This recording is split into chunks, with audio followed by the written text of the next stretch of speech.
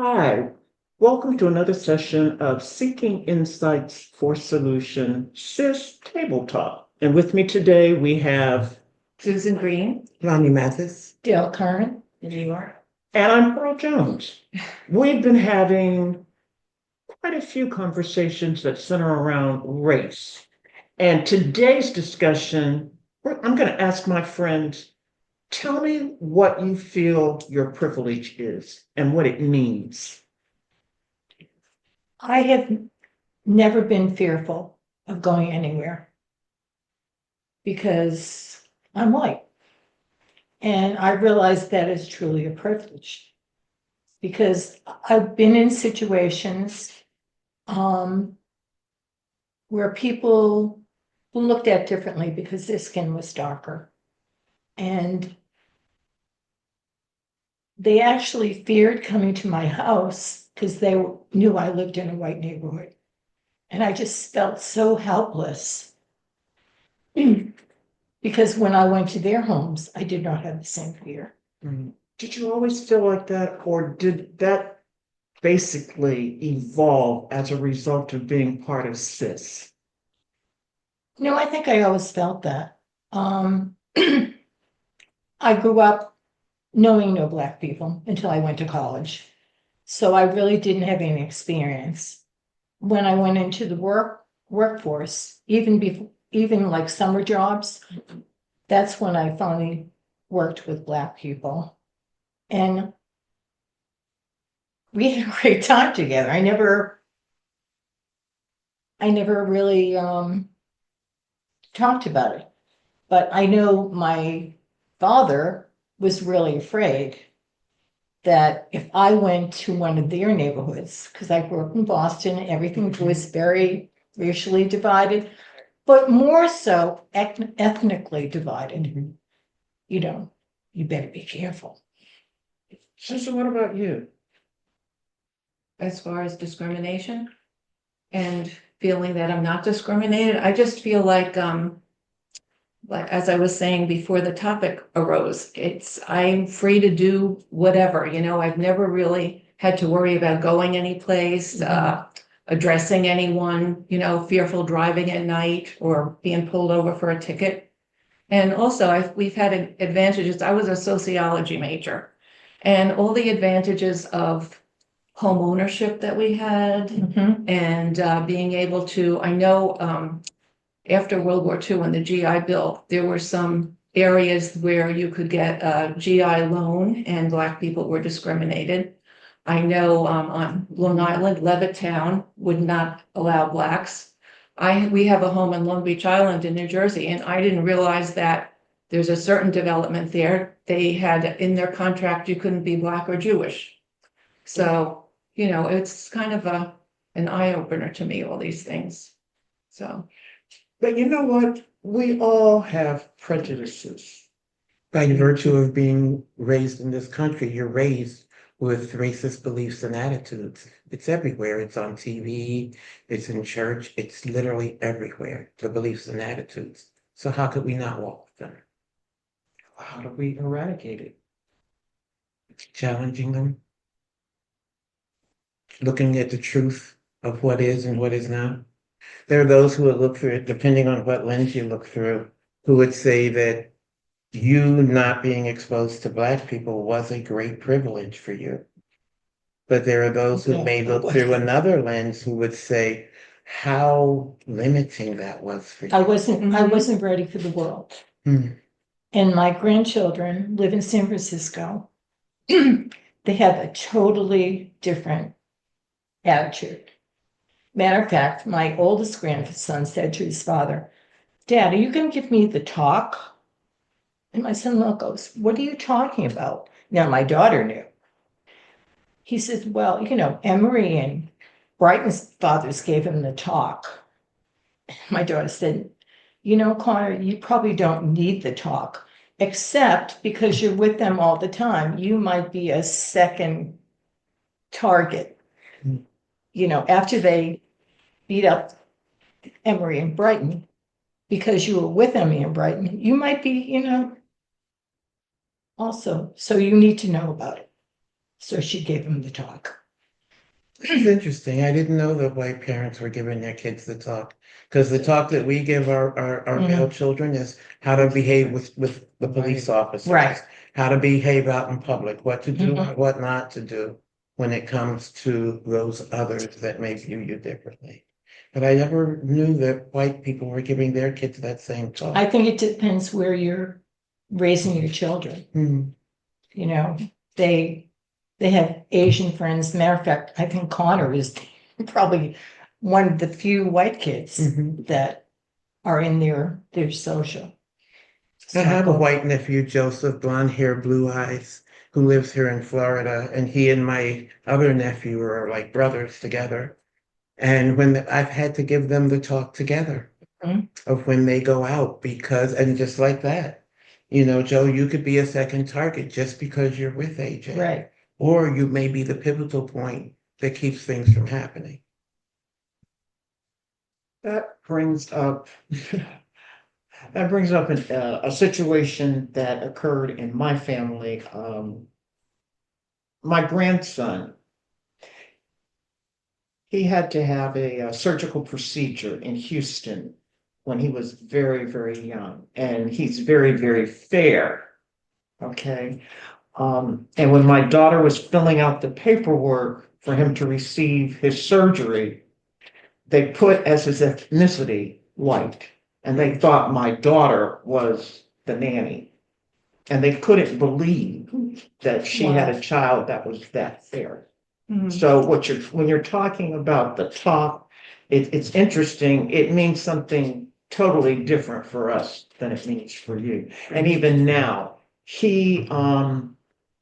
well, they've had to have a talk with him. He's 11. Mhm. And he is usually the only Black kid in his social group. But because he's so fair, I think a lot of people don't really know that he's Black, which is really interesting to me. But, that's kind of a different topic, isn't it? Well, it is and it Colorism. isn't. Colorism, yeah. I come from a mixed race family. We have Spanish, we have Black, we have white. Me too. So we are all over the rainbow. Me too. But and to watch us walk in, each of us get a completely different reaction from people when they see us. Because we have some that look like they're Puerto Rican and they're not. And we have some that look like they're from deepest Africa. And people are always trying to figure out, well, how are these people related? How are they together? Because there's the expectation that we will all look alike. It's true. It's very true. I don't know, I'm sitting here thinking, when you really delve back in history, though, we all are basically related. When you really stop and think about this, if you peel back the onion Mm-hmm. and keep going back historically, Mm-hmm. we really are at some point. I'm really related to you in some form or fashion, Mm-hmm. and you too, as well as you. Now, again, we understand that, but there are those who totally would reject that idea and say, "Oh, I'm not, I don't even know what you're talking about." And again, I will ask the question, how do we move the needle from someone who has definitely decided, look, there is no racism. You people just want to keep talking about a subject that, quite honestly, we've discussed it and I'm sick of it. So how do we break through? I think with some people, you're never gonna move the needle because it's just the way they are, you know? So, Should we not try? well, we try. I mean, I try by example, I think, of things that I'm doing and people that I socialize with, and, even that I was so anxious to join this group. But, and I play Mahjong on Saturdays, and we were reminiscing about some of the old Mahjong players. And there was an older woman that used to play with us, and it was when, our other member, Joanne, and I were going door to door and campaigning for Obama. And we said we were leaving for something, and, where are you going? And she said, I could never vote for a Black man. And it was really, it's like, it's something to think, well, somebody might think that, but to say it in public to a group of people when you don't know who supports or whatever, I don't even remember what we said to her. It was just like jaw dropping, I think we asked her why, and I don't know what her explanation was. I think So- it's gotten worse because with the current administration, it becomes okay to say whatever you want. True. That's true. I think it's much worse now than, say, 5 years ago. But then how do we address this? How do we break through? I mean, I'm sorry, I keep going back to, okay, how do we fix this? Or is it something that can be fixed or changed? Forget fixed. Can we change? I think that the only way we can change is to change moving forward. I think that constantly rehashing the pain keeps the pain very much alive, and we have to be willing to move forward from Except- the pain. Except moving forward, you see new pain. Those who are willing to do the work of changing will move forward. Those who are not willing will not. We can't be responsible for, if we think that it's our job to change them, then we're doing the same thing they're doing by trying to impose their beliefs upon us. If we know that racism is not something that serves the greater being, then we choose not to walk in that energy. We choose to do things that are opposite of that energy. And I think some people feel that everything is on an even keel now. Well, they can go to the same schools we can. They can have the same jobs we can, well, until DEI. But Yeah. so they really think that, I don't know why, these people, they just seem to always want more. But let's go back to your story about who you were and the bubble that you were raised in. And people, if they stay inside their bubble, they have the luxury of believing that. Mhm. I have friends in Australia who were like, is this really what this is? Is this really what that is in that country? And I'm like, yeah. They said, we thought it was stuff they were just making up to put on the news. Wow. We didn't know that was real, even with the, stuff with the pandemic and stuff. So people's bubbles are very, very well kept. And so they have the luxury of staying in that bubble and saying, well, the rest of that doesn't exist. Again, back to your original question of privilege. Your privilege was not having to be exposed to all of that. But that Black was in people some never had that disadvantage. privilege. Yeah. Because white people were everywhere. And my mother taught me, you have to learn how to get along with them. You gotta work harder than them to make them accept you. And whatever you do, don't go out there acting like they expect you to behave. That's a lot on that 5-year-old, Mhm. 6-year-old, 10-year-old. That is a lot. And it should be unacceptable, really. I just, I don't know. With the current administration, I know we're not a political group, but how could you not be when, we're all on the same page with this, I'm Because this thinking- is beyond politics. Yeah, I mean, Yeah, it's it's really more about deep-rooted. basic, Goodness. beliefs and human decency. Human really, decency is beyond politics. It truly, even though we're talking about racism, it's really beyond race. Yeah, Because it's about human beings that believe that by virtue of the color of their skin, they are therefore more worthy. And that by virtue of the color of other people's skin, they are less human. And I come back to that all the time. People like to use nice little words for racism, discrimination, all kinds of little pretty little words that mean something else. Racism is about this and only this. It's about making decisions about people and doing behaviors based on skin color alone. I walk in, they see my skin color, they assume I'm something. If I start talking like this and well, they have a whole new impression, and now I'm exotic. You see? But I think there's also, maybe you wouldn't call it racism, but there's definitely discrimination among white people based on ethnicity, based on what socioeconomic class you're in. Oh, sure. And that's where that term discrimination sneaks in Mhm. and tries to take the place of racism, Right. but it doesn't. Mhm. Still very different. It doesn't. And the worst thing you can call someone is a racist. The worst, absolute worst thing you can call a white person is a racist, at least in my experience. How do you feel if somebody says that to you? Then I'm a racist. Uh-huh. I only remember being called a racist once. In college, I was president of my dorm. We had, my sophomore year, we had a house, instead of a house mother, we had a couple. The gentleman, Bill, was black. He had a white wife. And I remember her screaming at me because I used the word motley. And she told me I said something like, all right, we have a very motley group. Like I meant, people coming from, we had farm people, we had very rich people, we had Natalie Cole, movie star people.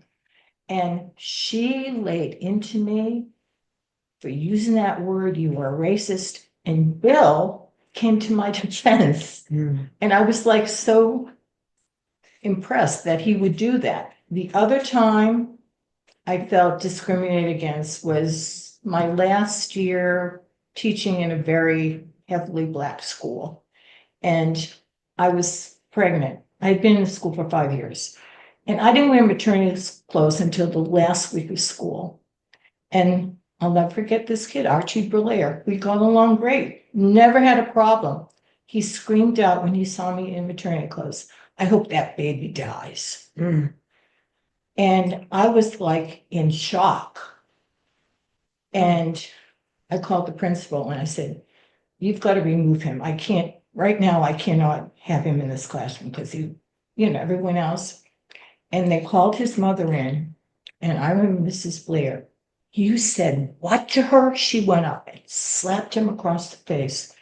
And I said, Archie, I don't understand.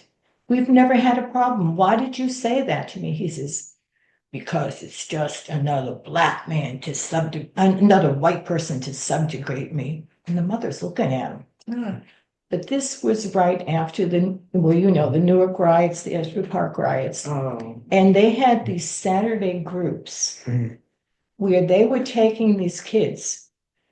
And I think you'd call it indoctrination. I don't know what else to call it. Kind of sounds like indoctrination. Yeah. They were probably calling it empowerment, though. Yeah. But that's the only time I've ever felt that I was discriminated against or. Well, let me ask you this. As a white person, do you ever feel uncomfortable if you're in a situation where you're the only white person? I have been in situations. And how do you I've feel? been in situations like that. How does it make you feel? Or how did it make you feel? These were people I knew, so I've been in a situation when I was the only Catholic in a bunch of Jewish women. I felt more awkward there than I did with black people, because I found that even though we got along one-on-one, but it was with all of them and there was me, I was like the outsider, which was amazing because I had a Jewish roommate for 2 years in college, so. That's interesting. What about you? Well, I had a couple of situations. First of all, I worked in Manhattan. And I worked downtown, and my husband was a social worker and worked in, I don't even know, the criminal court case building that's near Yankee Stadium. And in taking the train up to meet him a couple times, when the train started out, it's very integrated.